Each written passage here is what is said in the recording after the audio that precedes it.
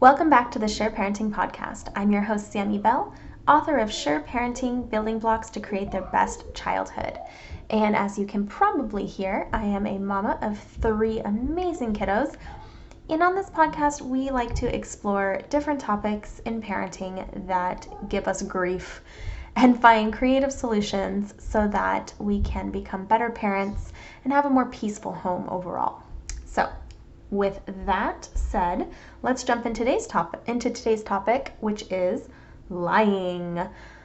Lying has quite the bad rap in our society, and it is an interesting dilemma because everybody lies. All kids lie, every single one of them. All adults lie, every single one of them. And yet most of us were raised that lying is this catastrophic atrocity. And I don't really know why. I was raised that way. I was raised that lying was the worst thing you could do. Except it's really not. It's pretty normal, actually. And in fact, a properly developing mind will lie, especially because they don't have ethics and morals in place yet. Their brain's not done developing till they're 25. So if you've got a kid who's lying about something, especially little things you know they're lying about, it's just an expression of their creativity. It means they're developing the way they're supposed to develop. That's good news. So there was a question in our group on Facebook, Empowering Moms to Uplift Kids, and it had to do with lying. Essentially, the question was, my kiddo lied about getting food out of the pantry that he wasn't supposed to have and hiding in his room to eat it. What am I supposed to do here? So the first thing that I answered is how I handle the lying about anything part. So with my kids, I point out to them, the truth is blah, blah, blah, whatever I know to be true. I do not ever ask a question if I already know the answer. That in and of itself is lying, pretending that I don't know when I really do, just to trap them in a lie and, aha, I got you. That's not honest. So I don't do that. I just say, oh, well, the truth is you took those. I either saw you, or I can see the chocolate on your face, or I see the wrappers on your desk, whatever it may be. Is there still room for error? Sure. Maybe there's this, long shot chance that Dad ate chocolate and put the wrappers on the desk when he was taking in, their laundry and forgot about it. It's pretty slim. And I find that if I just make a direct statement, pretty quickly they cop to it. They don't tend to argue unless there is actually more to the story, in which case they should argue, and I want to hear it. So anyhow, I say to my kids, the truth is that you took those foods or those candies. You can always tell me the truth. You wanted those chocolates, and you thought that I was going to say no, so you just took them rather than asking, right? And they look at me with these big wide eyes like I'm some sort of magician. And usually they just say, yeah, that's what happened. And I can understand that, I can relate to that. I can relate to wanting some chocolate and just wanting it. I'm human, they're human. So then I go into problem solving. How else could you solve that problem instead of hiding it or lying about it? Because our relationship is really important to me. And if we lie to each other, then we can't trust each other. And trust is the most important part of our relationship. So how else could we solve this problem? And so I invite them to problem solve with me. Oftentimes, the easiest and most obvious option is a lie. So by sitting down and actually practicing coming up with those other ideas, the next time they're in that situation, they may well be able to come up with some other option. I want to give their brain practice thinking that way. I do not punish lies because lying is done as some sort of self-defense mechanism. If a kid doesn't feel safe, even very, very minorly, like safe from your disappointment or safe from, essentially just being told no, being shut down and what they want, then they're going to lie, because self-preservation is a biological imperative. That's going to win out.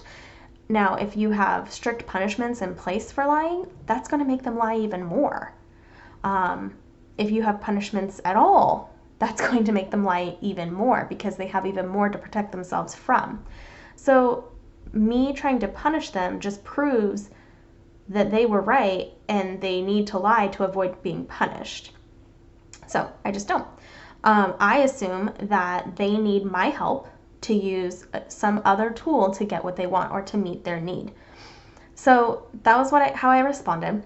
And the mama responded back to me and she said, "Can you elaborate more? I like your answer, but like my son will get into stuff he isn't supposed to and go hide in his room. In the example you used, you wanted these chocolates and you thought I would say no. So in my case, he doesn't ask, he just gets it and hides to eat it. If confronted, he lies to avoid getting in trouble." So do you remember I said, I don't ask a question I already know the answer to?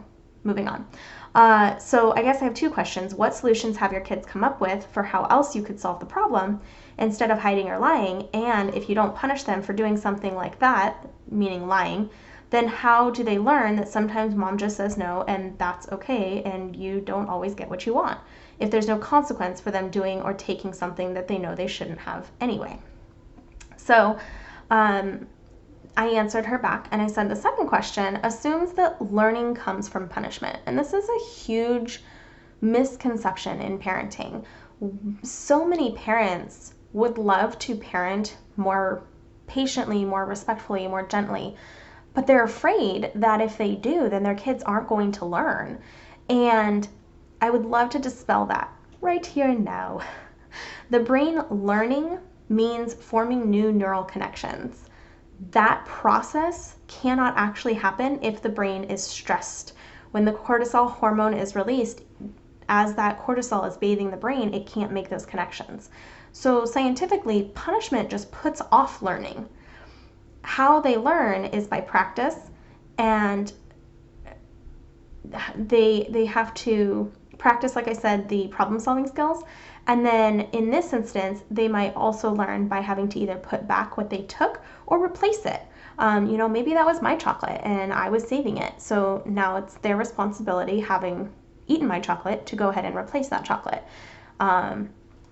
They might have to use allowance money or birthday money or money that they earn doing some other thing. Both of my kids like to earn money, so they do little jobs here and there to have money on hand. We don't actually do allowance. That's a topic for another podcast, but whatever it is, it becomes their responsibility to replace what they took. And, that's really what would happen if my husband ate my chocolate. You know what I mean? Like, it would be up to him to fund new chocolate for me because it's mine and I wanted it and I was saving it and now it's gone. You know what I mean? So some of the solutions that might come up that my kids have said are to ask first. Pretty obvious, kind of a duh moment, but really that is the answer, ask first instead. Many times I say yes. If my kid says to me, "But I really just want a piece of chocolate," probably I'm going to say yes, or I'm going to be able to say yes in a way that holds my boundaries, such as yes after dinner, or yes, pick out which one you want, we'll put it on top of the fridge and you can have it tomorrow morning. Something like that. Maybe it's too close to bedtime, something along those lines. The second one was come up with a plan to present for eating that chocolate later. So they might actually say that, like, "Oh, I can't have a chocolate right now, but can I have it later?" Sure. Bring their own money to the store with us so that they can buy their own chocolate.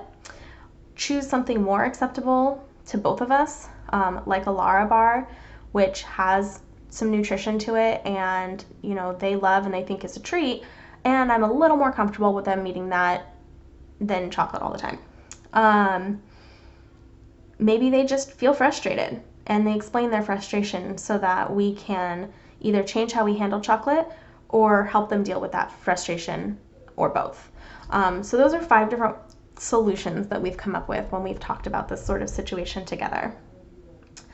So if my kids can't help themselves, then I help them. So in this kiddo's instance, maybe the sneaking was showing that he was really struggling with moderation and impulse control, which again is normal because his brain is not fully developed, right? So the chocolate itself might need to just go away for a while. If this is an ongoing thing, which I believe it was in this case, maybe they just need to not have chocolate in the house for a while. Like, this is causing stress in the family. This is putting strain on the relationship. No piece of chocolate is worth that, right? Now, if you just say, that's it, I'm throwing it all away, well, that's just a punishment, and now all they focus on is how mean you are and how unfair it is. But if you talk about solutions and you talk about impulse control and you talk about how you want to help them to be able to moderate better by giving them a break from this constant exposure to chocolate and then reintroducing it, at a later time, that feels like working together to solve a bigger problem. It might sting, but it makes sense. And so that self-defense doesn't get triggered. Your kiddo can understand and relate to that. Now, if we're talking about a 1-year-old, just put it out of his reach. 1-year-olds can't be this logical. But in this instance, I believe we were talking about an 8-year-old. So I also said it may sound like splitting hairs, but I have noticed that when I use this approach, my kids really start thinking about their choices and actions. And when I slip back into frustration, they double down so that they can quote unquote win, because I've set us up as adversaries and they have my personal inner fire. It is a NOS trait. It's my maiden name. My father is well known for saying that if you let a fight become a matter of principle, you will burn the house down before you give in. And that's pretty accurate for NOS members of that family. And my kids have that too. So I don't want to be adversaries with my kids. Yes, I don't have to burn the house down to win. I am the parent. And, I can throw it all away or I can ban chocolate from the house, but that's not really helping them learn. That's not really getting to the root of the issue. The other thing to recognize in this specific instance is that these foods have highly addictive properties. And so expecting an 8-year-old with an underdeveloped brain to consume something addictive and not consume more isn't really an expectation that you can put on an 8-year-old. Now, you can help him to create some boundaries. In our home, we have a 1 sugar thing a day rule. And in addition, I don't have foods in my home that my kids can't have. So I have dark chocolate in my home. I have 86% for the kids and my husband because they all like really dark chocolate. Personally, I like 72% dark chocolate. I have some dark chocolate covered almonds. And I think that's it right now. And that gives me the comfort of knowing that even if my kids get into the chocolate and they have a bunch of chocolate, it's not really that big of a deal. So it lets me stay calm. It lets me to look at the situation as it is rather than catastrophizing and blowing it up into something that it's not. So reading my notes here, I see that I wrote, in addition, the brain's not fully formed until the age of 25. And sadly, the one part that's least formed is the part that stops impulses, like snatching a sweet and running to hide. So you've got the addiction piece, and then you've got the unformed brain piece, and that's 2 strikes against him, against this kiddo. So if he sees no viable solution, that's strike 3 right there. So, he feels this feeling, this craving. He wants what he wants. He doesn't know how to get it.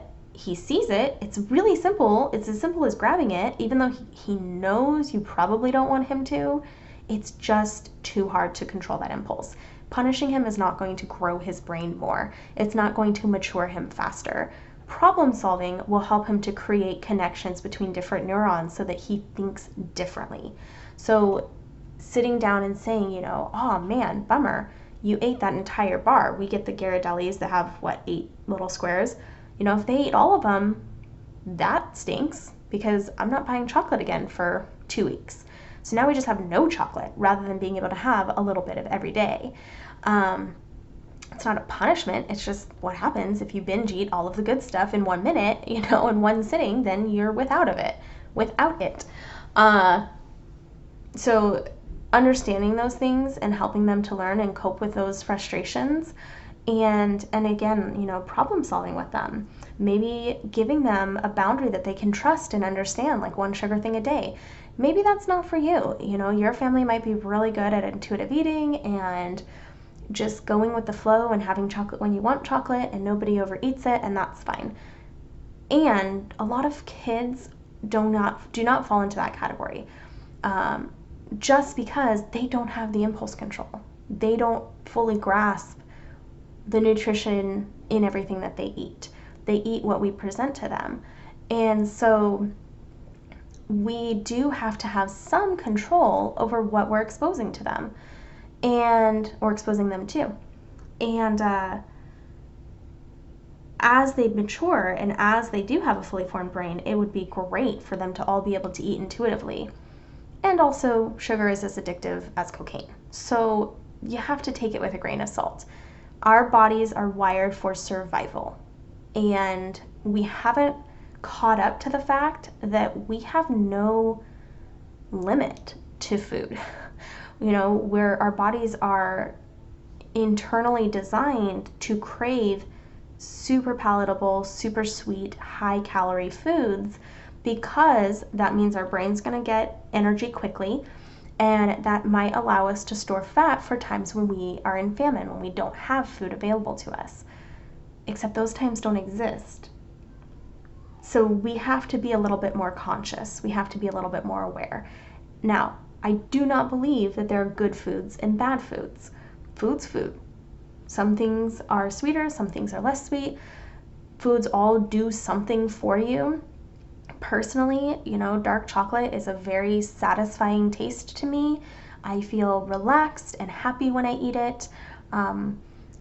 I just like when I eat, tortilla soup with avocado in it, I feel very satiated and full. When I eat a big salad, I feel refreshed. Talk about how foods make you feel. My kids know that if they eat too much sugar, then their bellies ache and they have bathroom problems. And it doesn't feel good. They're able to understand that. And so when I gently remind them, hey, I want to make sure that you're remembering if you eat too much of that, it will hurt your belly, they stop. I don't have to get into a fight about it because they're aware, and it's been presented to them in a way that respects their autonomy to an extent, because again, they don't have fully formed brains. They still need us to set firm boundaries and lovingly guide them around and through and, within those boundaries. And they've been allowed to experiment a little bit, say with Halloween candy, where they see what it feels like to eat too much candy and how yucky that feels. And they know they don't actually want to feel that way. So we dump out all the candy and we pick through and grab the, few pieces to try here and there. Oftentimes we'll split one mini bar among the 4 of us. I've got the 2 older boys and then, my husband and I. Obviously the baby can't have any yet, but if I do that, then everybody gets to taste it. Everybody got that experience. Nobody's overdone it. And we can try more things. And we, try a bunch of different stuff. And then we decide, what? I feel full. I feel like I don't need any more. And we pack the rest of it in a bucket. And the Switch Witch brings us a toy instead. It is a pretty cool game. My kids love that game. So ultimately, it comes down to this. Figure out why your kid is lying, what they're lying about. Never try to trap them in a lie. It's dishonest. Now you're the liar. Do not force them to apologize. You're teaching them that they have to lie to get out of trouble. Accept that lying happens. Let them know that that's not the truth. Teach them that trust is very, very, very important. And you want to be able to trust them. Give them the benefit of the doubt every once in a while, even if you're not sure, even if it doesn't make sense to you. Every once in a while, it's okay to just say, you know what? I'm going to choose to trust you and let it go. Those votes of confidence matter. And take a deep breath. Lying is a part of development. I think that we really have to remember that it's very easy to sit back with 20/20 vision and call something a lie. This is a lie, for sure. But the whole concept of lying is very nuanced in our society. You've got books which can be completely fiction, but that's not lying, that's storytelling. But then you have a kid who makes up a story and now he's lying. But was he lying or was he storytelling? And how do you define the difference? And it's not like all books are fiction. Obviously, there's nonfiction. So how do you tell the difference there? Well, the nonfiction books have, real pictures, actual photography in them, right? Except some fiction books do too. And as a matter of fact, you've got shows like Wildcrats that have cartoons that also have factual information in them. And you've got shows like Dino Dan that share factual information, but clearly you can't actually have a kid out with dinosaurs. So that part's made up, but the dinosaurs aren't made up. That's the paleontology is factual, but the show itself isn't.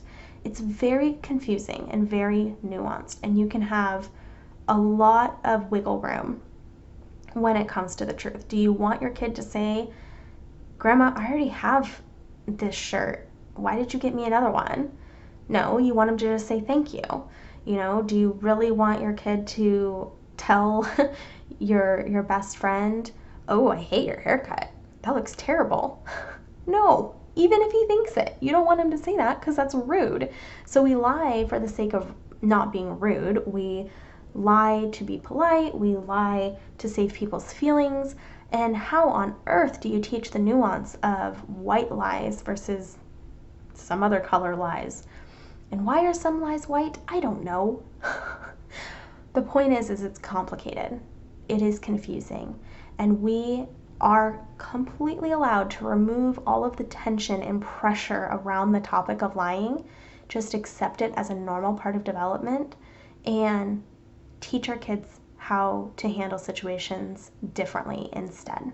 Practice with them, let them stretch their brain muscles and become better at problem solving so that they don't have to rely on the lies. In the process, we are teaching them that they can trust us, that we are reliable and trustworthy, and that when they come to us with a tough situation, we're going to help them. We're not going to put them in timeout. We're not going to yell at them. We're not going to scold them. We're going to help them.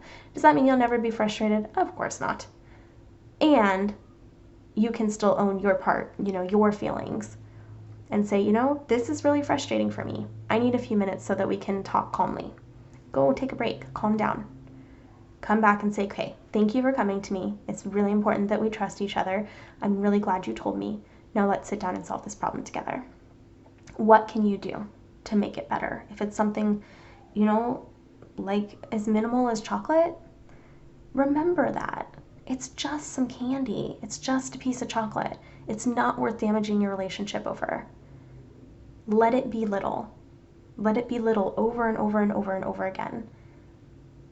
Let them learn how to better handle these situations with all of these little examples. Use them as learning opportunities. Celebrate those opportunities. And then when they're older and they're facing real hard stuff, they'll come to you because they trust you. You're focused on whether or not you can trust them, but trust me, they're trying to figure out if they can trust you too. Be trustworthy. Be that leader that they can come to with the hard stuff. Be the one that they know will have their back and be by their side. That's the beauty that comes from little kids lying, is that you can use those opportunities to teach them how to be trustworthy and how to trust you. That's all I've got on lying, guys. Thank you so much for tuning in today. If you like this podcast, please share it with somebody that could use some information on S.U.R.E parenting, on helping their kids grow up to be the best kids possible, the best adults possible. or on lying in general, just understanding lying from a different perspective. I will see you all on the next episode. Thank you so much. Have a good one. Bye.